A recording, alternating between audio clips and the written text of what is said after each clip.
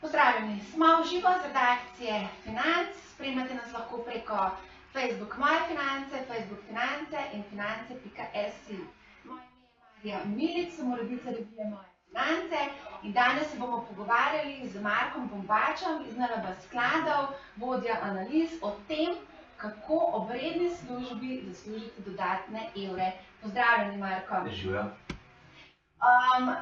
Preden se lotiva teme, bi rada pozvala tudi vse gledalce, da se nam pridružite, postavite vprašanja. Med oddajo bomo izžrebali tudi nagrajence, podelili bomo 5 izvodov letnih naročnin na Moje Finance. Pišite nam v komentarju spodaj. Do dodatnih zaslužkov lahko pridemo v bistvu na 2 načina. Aktivno in pa pasivno. Nekaj o tem smo pisali tudi v aktualni številki revije Moje Finance, ki jo lahko kupite v bolj založenih trgovinah ali pa se naročite prek www.mojefinance.si. In sicer pišemo zgodbe o ljudeh, ki poleg svoje redne službe imajo še popoldanska dela. Recimo imamo primer PR-ovke, ki je enkrat na teden tudi TV voditeljica, potem imamo prodajalca, ki je potem v popoldanskem času nogometni trener. Pišemo tudi o učiteljici, ki izdeluje rokovnike za učitelje. Skratka, teh zgodb je izjemno veliko. Pa me zanima, gospod Bombač, ali tudi vi v prostem času opravljate kakšno popoldansko dejavnost? Ja, v bistvu takšne dejavnosti, ki si jih našteli zdaj, ne.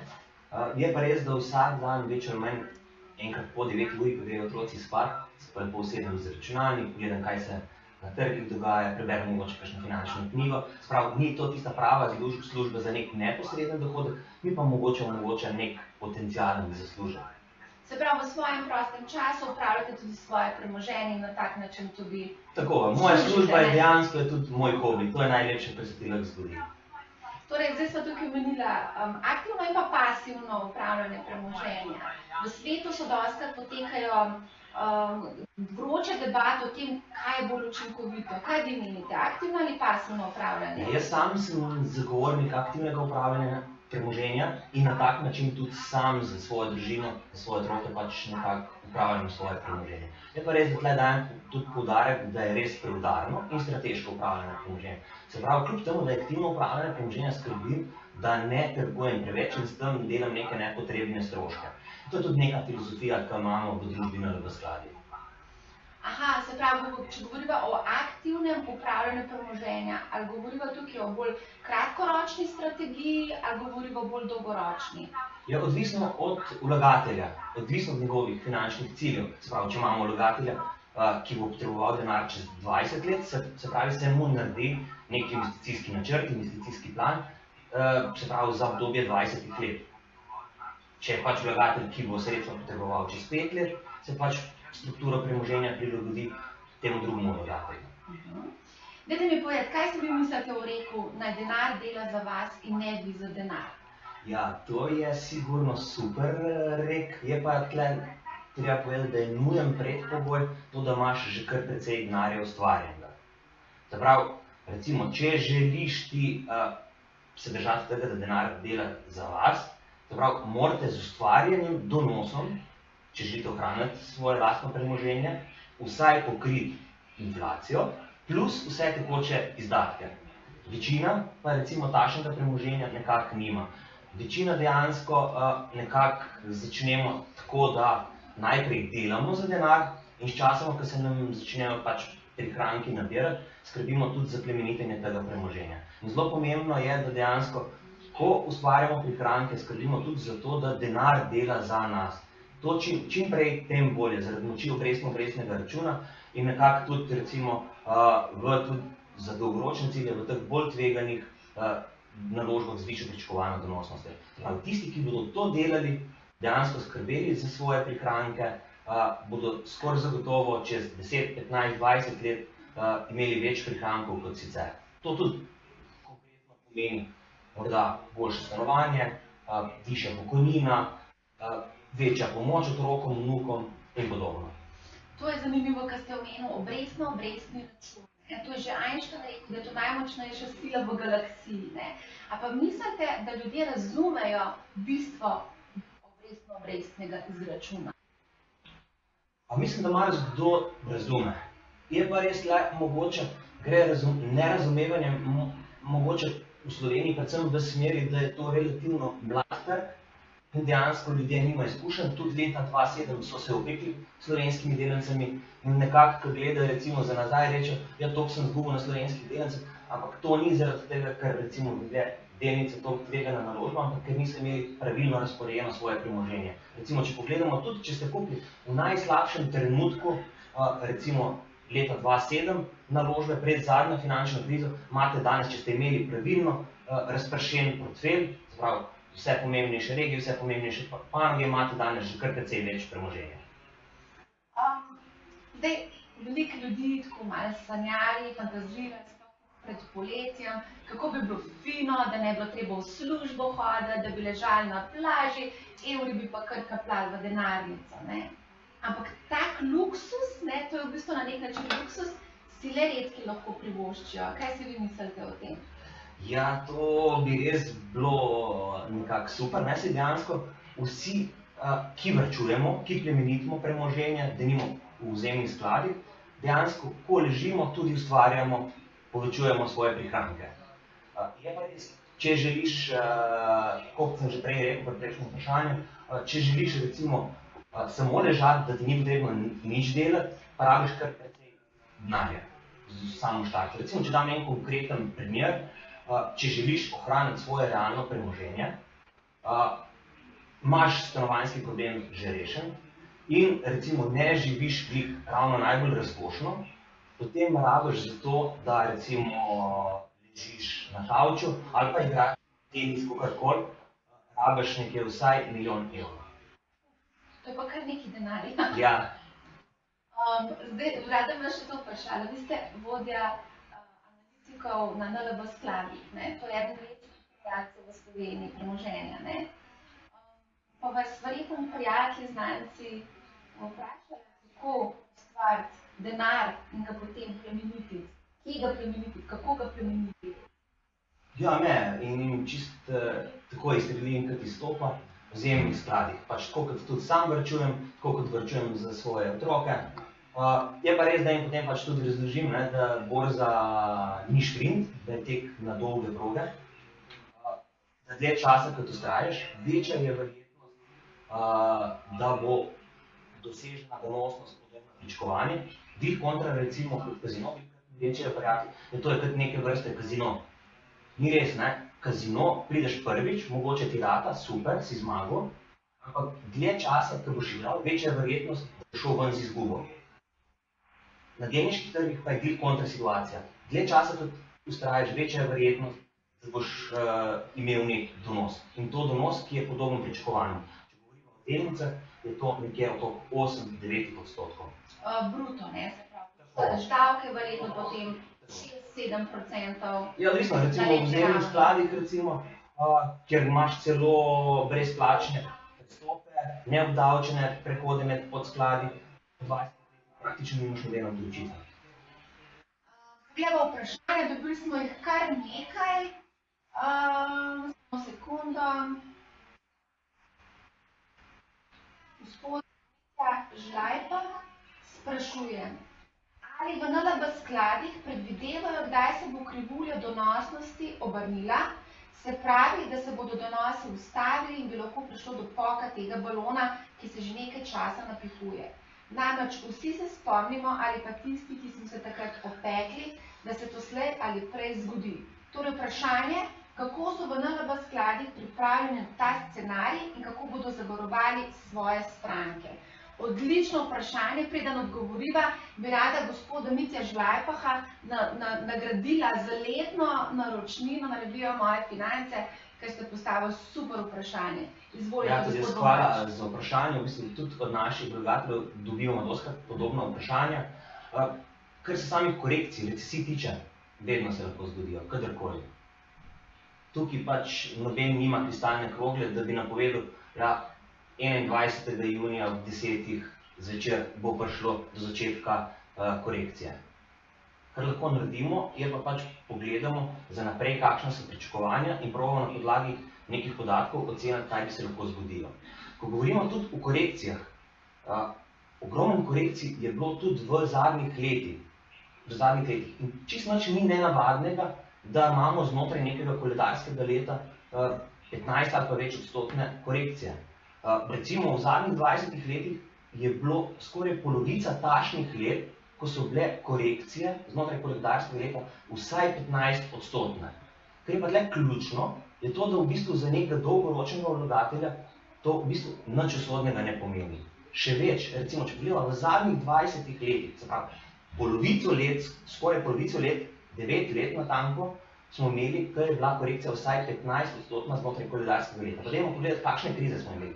Imeli smo rusko-azijsko krizo leta 1998, imeli smo pok tehnološkega balona leta 2001, imeli smo največjo finančno krizo od velike depresije, potem smo imeli evropsko dolžniško krizo. Še lani v začetku leta smo imeli v bistvu preplah na trgih v razvoju zaradi nafte. In kljub vsemu, če ste znali počakati, če niste preveč burno reagirali na tista neka kratkoročna nihanja, ste na razvitih trgih iz 100 000 evrov v teh 20 letih ustvarili več kot 330 000 dolarjev. Iz 100 000 dolarjev več kot 330 000 dolarjev. Ja, tukaj se mi pa zdaj poraja še eno vprašanje, in sicer, ko govorimo o tej dolgoročni perspektivi in temu, kako ne smemo reagirati na razne ta nihanja nad borzi, ker te vedno bodo, a ne? Zakaj bi potem bil aktiven upravljalec, če si lahko pač kupaš, naložiš v njene par razpršenih vzajemnih skladov, mogoče globalno razpršenih, in v bistvu pustiš denar, da se ti preminute na daljnih 20 let, recimo.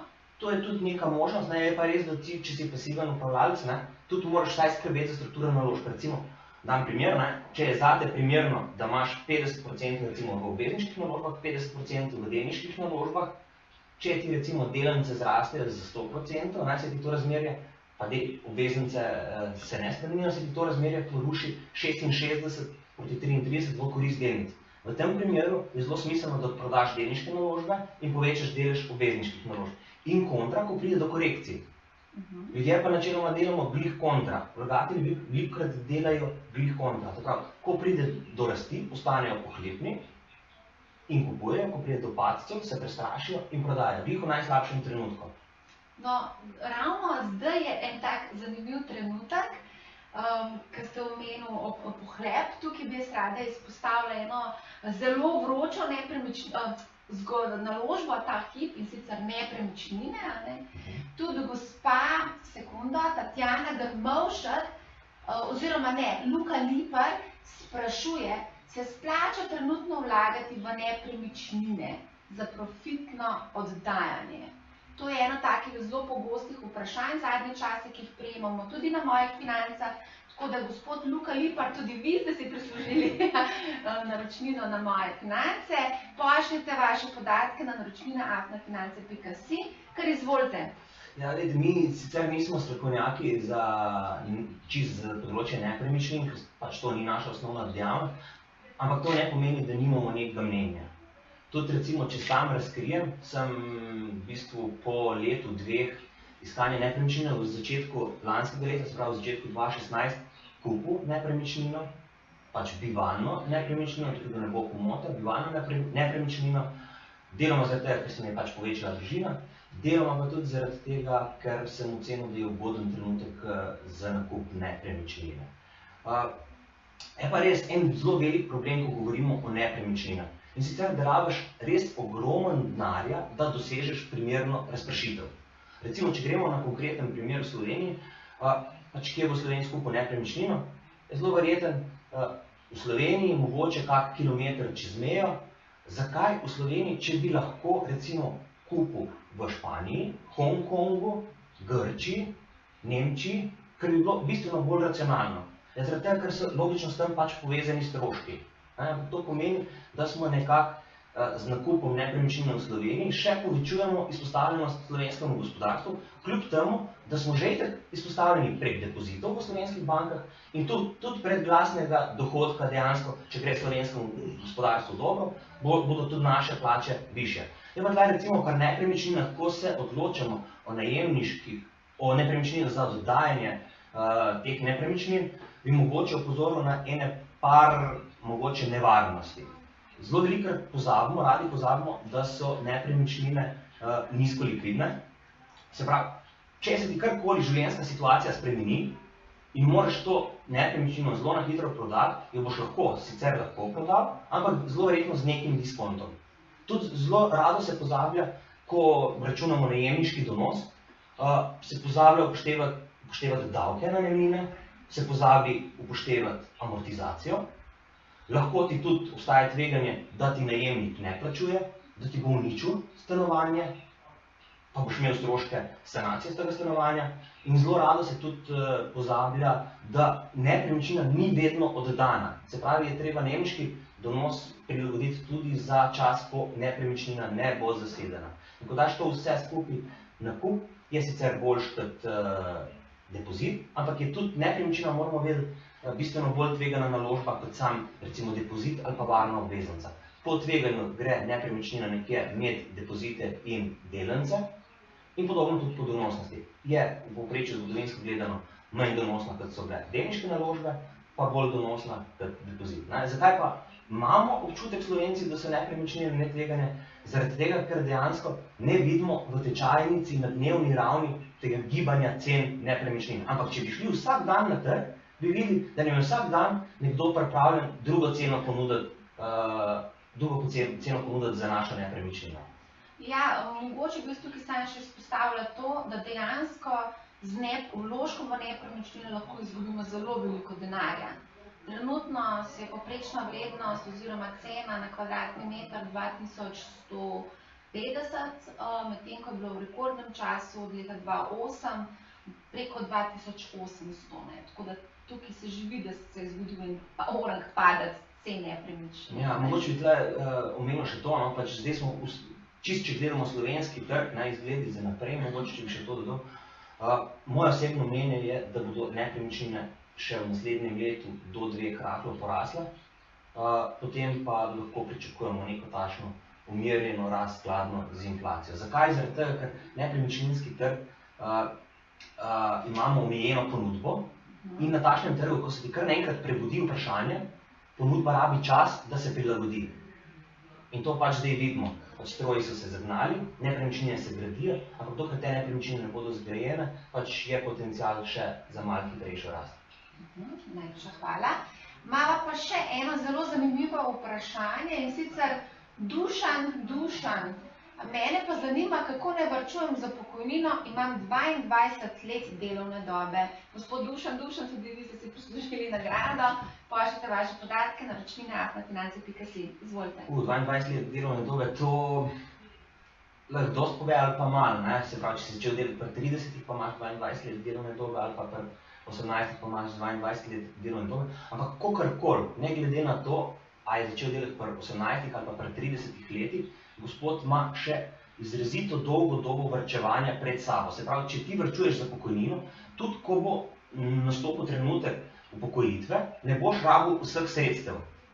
Ne boš rabil vseh sredstev. Se pravi, varčeval boš, kot da boš živel do 110 leta.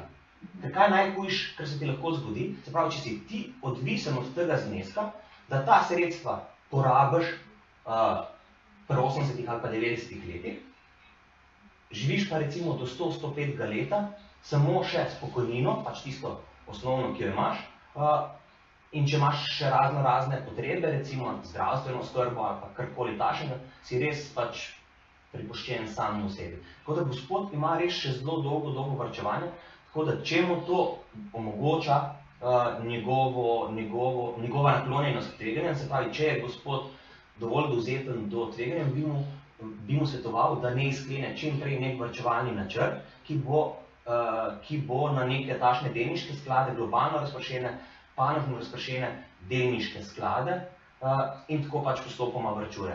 Bolj, ko se bo približeval, se pravi, upokojitvi, več premoženja ne premika iz bolj tveganih v obvezniške sklade. To je zelo dober način varčevanja, zaradi tega, ker na takšen način praktično ne bo imel nobenih stroškov s prehodi, nobenih stroškov z izplačili in s prenosom v drugi sklad in zelo nizke davke bo tudi plačal zaradi tega, ker bo varčeval dlje kot 20 let, zelo verjeten za večino premoženja celo 0% obdavčitev kapitalskih dobičkov. Mislim, da je fino, da mi obdelava še eno zelo vročo tematiko, in sicer slovenske delnice, ki so izjemno dividendno donosne. Jaz sem tukaj naredila en tak mini izračun, in sicer, če bi želeli dobiti tisočaka na mesec, bi morali investirati, recimo, izbrali smo eno zelo dividendno dobro donosnih delnic, in sicer Zavarovalnica Triglav. Morali bi kupiti 6400 delnic, in sicer v vrednosti preko 170 000 evrov, da bi zaslužili 12 tisočakov na letni ravni, kar pomeni 1000 evrov na mesečni ravni. To je pa že v bistvu vrednost stanovanja. Kaj je zdaj? Delnica stanovanje? Kaj je bolj zanimivo? Mislim, jaz bi se vsekakor, če bi imel na voljo 173 000 evrov, odločil vedno za košarico delnic. Nikoli se ne bi za eno delnico ali pa samo za eno nepremičnino. Recimo na finančnih trgih velja en rek, oziroma nasploh v življenju velja rek, ni zastonj kosila. Ampak na finančnih trgih celo obstaja zastonj kosilo. In to je razpršitev. Se pravi, z razpršitvijo mi lahko znižamo tveganje in hkrati ohranimo podobno pričakovano donosnost. Če imam na voljo 173 000 evrov, bom šel pač v naložbo, ki mi nudi to zastonj kosilo in razpršitev. In so to sigurno delnice. Je pa tukaj seveda sama odločitev, če bi imeli ogromen denarja na voljo in bi lahko dosegli tudi razpršitev pri samih nepremičninah, potem je pač odločitev predvsem odvisna od našega časovnega horizonta, nagnjenosti tveganjem in podobnih zadev. Kako bi pa lahko še na borzi ustvarjali dodatne zaslužke? Če se vse da zaslužiti dodatno, brez da bi jaz rabila prav preveč razmišljati. V bistvu najlažje je glih prek vzajemnih skladov. Zelo majhnim zneskom, recimo 40 evrov konkretno pri nas, v družbi NLB skladi, 40 evri, pač ker poznam naše produkte, 40 evri dobite vi izpostavljenost do skoraj 150 različnih naložb iz vseh najpomembnejših regij in najpomembnejših panog. In to je pač takšen produkt, ki se je v zadnjih 200 letih izkazal kot zelo uspešen in ne vidim razloga, zakaj se ne bi tudi v prihodnjih 100-200 letih. Samo da prideš do tega denarja, potrebuješ fajn počakati vsaj 20 let, ne? Ni nujno, lahko delniški skladi so primerni tudi za krajše obdobje varčevanja, vendar potem v relativno nižjem deležu. Se pravi, če dam en primer, če je stranka recimo povprečno naklonjena tveganjem, pa varčuje za 5 let, zelo verjetno bi bilo za takšno stranko primerno, da ima manj kot 50% delniških naložb v svojem portfelju. Za neko stranko, ki pa varčuje za 20 let, pa bi bilo zelo verjetno primerno, da ima tudi 60-70% naložb v delniškem portfelju ali pa še več. A lahko z vlaganjem v vzajemne sklade obogatimo? Lahko. Je pa pač seveda vse odvisno od časovnega horizonta, od nagnjenosti tveganjem posameznih vlagateljev in seveda tisto ključno od začetnega zneska. Recimo, če dam primer, če boste kupili vzajemne sklade, ki nalagajo v izredno varne evrske obveznice, če boste dali 100 000 evrov danes v takšne sklade, boste zelo verjetno čez 10 let imeli še vedno 100 000 evrov. Bo donos približno nič. Donosno bo približno nič. Če pa boste recimo 100 000 evrov naložili v nek globalno razpršen delniški sklad, boste pa čez 10 let verjetno imeli dvakrat to. Podobno recimo mogoče sam še tole, tudi začetni znesek je izrednega pomena, to pa pač mogoče najlažje prek nekega plastičnega primera. Recimo, če ste marca 2009 ravno na dnu zadnje finančne krize, naložili 1000 evrov v naš sklad Visoka tehnologija delniški, imate danes 4000 evrov. To je sicer zelo lep donos, ampak obogateli zaradi tega ne boste. Če ste naložili 100 000 evrov, je pa čisto druga zgodba, ker imate danes 400 000 evrov. To pa je že A pa so taki vlagatelji, ki vložijo po 100 000 evrov v en sklad? Ja, jih je kar ogromno, kar precej. Res? Res. Kar precej, A prav izberijo si točno določeno en sklad? Imamo... A so bolj tako nišni skladi, a so bolj... Ne, načeloma naš nasvet gre vedno v smeri globalne razpršitve. Se pravi, najprej nek globalno razpršen sklad, potem pa neki bolj ozko usmerjeni skladi. Se pa najdejo tudi vlagatelji, ki želijo točno dotičen sklad kupiti. Ima možnost, se mora podpisati pod izjavo o tveganju, da je seznanjen s tveganjem, tega ne priporočamo, ampak če imajo pač vlagatelji željo po takšnih naložbah, imajo možnost. Zanimivo. Greva kar naprej na vprašanje z Facebook Moje finance. Ali imajo strokovnjaki z CFA kakšno omejitev, če želijo poleg redne službe delati še denimo cenitve za delodajalce iz finančne industrije? Cenitve za delodajalce iz finančne industrije? Čisto na pamet ne bi vedel. Sem sicer imetnik CFA naziva, tako da vsekakor vem, da bi bilo potrebno, če ne drugega, vprašati svojega osnovnega delodajalca za dovoljenje. In mislim, da če bi potem pač osnovni delodajalec dal to dovoljenje, da bi lahko tudi vzporedno delal še nekaj drugega. Nisem pa čisto prepričan, bi bilo to treba pač dejansko res preveriti. Tukaj imamo še eno vprašanje, samo sekundo. Tatjana Grmovšak sprašuje, ali je to priložnost tudi za tiste, ki že imajo svoj posel? Ne vem čisto točno, o čem gospa sprašuje.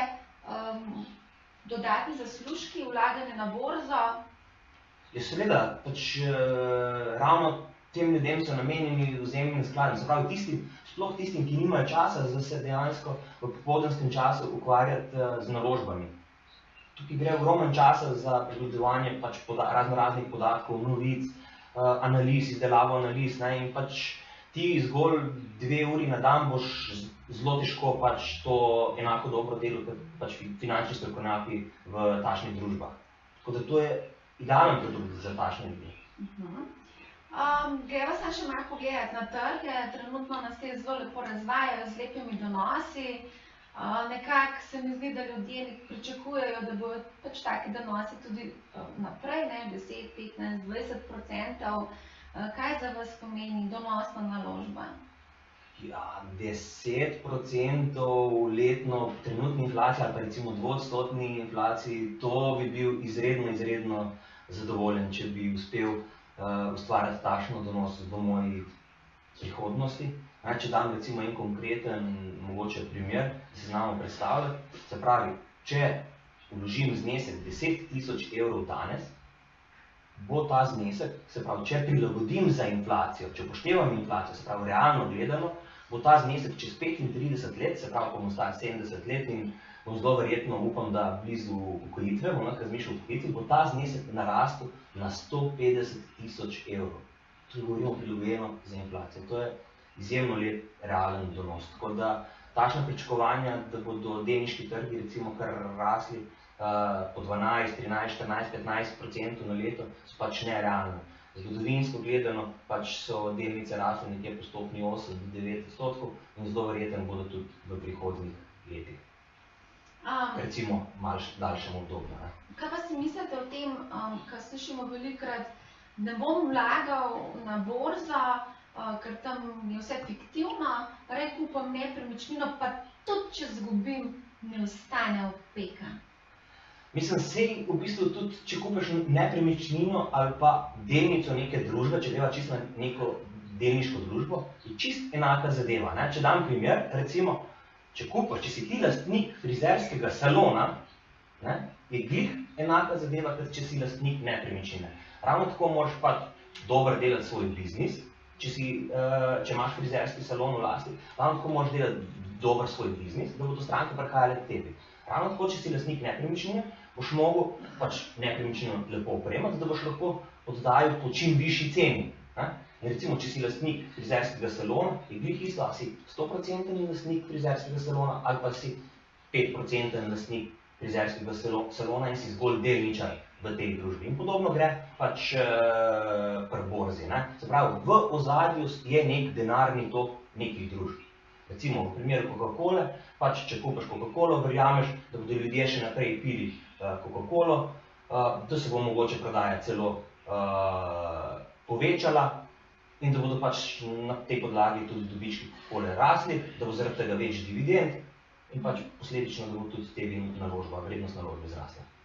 Smo tik pred zaključkom, mogoče samo še to, če lahko poveste, katere regije, panoge so zanimive, ta hip, kakšne so pričakovanja, kje se bo dalo zaslužiti, ta dodatni zaslužek, o katerem govorimo? Ja, mi smo že nekaj časa zelo naklonjeni pač glih Evropi. Zakaj? V zadnjih letih je bilo kar precej pesimizma zaradi raznih dogodkov in posledično so tudi vrednotenja v tej regiji med najbolj ugodnimi. Vidimo, da se tudi politična tveganja se znižujejo, smo imeli porast evroskeptikov v Avstriji, potem na Nizozemskem, zdaj še v Franciji, zadeve se umirjajo, Evropa zelo lepo okreva, gospodarska rast se celo krepi, se pravi v Evropi imamo zdaj prisotno tako imenovano pozitivno povratno zanko, se pravi, zakaj gre pri tem, če čisto probam plastično razložiti. Se pravi, imamo upadanje stopnje brezposelnosti, podobno kot v Sloveniji, ljudje se boljš počutimo, več trošimo, podjetja več prodajajo, menedžerji se boljš počutijo, več zaposlujejo in ta zanka se lahko kar nekaj časa nadaljuje. In mi smo menili, da smo šele na sredini te zanke. In gospodarska rast, se pravi, se krepi, politična tveganja se znižujejo in imamo hkrati še ohlapno denarno politiko. Plus še relativno ugodna vrednotenja glede na preostale regije. Recimo dividendna donosnost evropskih delnic je ta hip nekje okrog 3,25, ker je več, kot je bila recimo neko povprečje v zadnjih 20 letih in kar nekajkrat več, kot lahko recimo vlagatelj dobi z naložbo v varne naložbe ali pa recimo v depozite. Mogoče še eno vprašanje, kako pa vaš portfelj sestavljen? Kako imate razpršenega? Ja, točno tako, kot sem rekel, večina je globalno razpršenega, potem pa imam ene par stav in upam pač, da bom s tistimi stavami dosegel malo višjo donosnost, kot je tisto neko povprečje 8-9% letno. Se pravi, to so tvegane stave, tvegate z njimi? V sklopu tega portfelja niso tvegane, bi pa bile tvegane, če bi bile zelo skoncentrirane. Se pravi, če bodo do te naložbe, pa sem imel tudi naložbe, ki so zrasle za par 100%, če bodo te naložbe zrasle za par 100%, bo to super, ne bom pa zaradi tega obogatel. No, najlepša hvala, gospod Bombač, da ste prišli, užitek se je bilo pogovarjati z vami. Tako, prišli smo do zaključka, najlepša hvala, da ste bili z nami. Če vas zanima še dodatne informacije, dodatni zaslužki kot takih, ker je potrebno uporabiti roke, iti ven iz svojega stanovanja, iz služb, si preberite v mojih financah, ker pišemo tudi o tem, kaj če zve o tem vaš šef, kaj se vam lahko zgodi v tem primeru. Skratka, čez 14 dni se bomo ponovno srečali, govorili bomo o spet vroči temi, in sicer o turizmu. Glejte nas, naslednja številka izide 14. junija, takrat bomo tudi razkrili top 20 slovenskih turističnih biserov.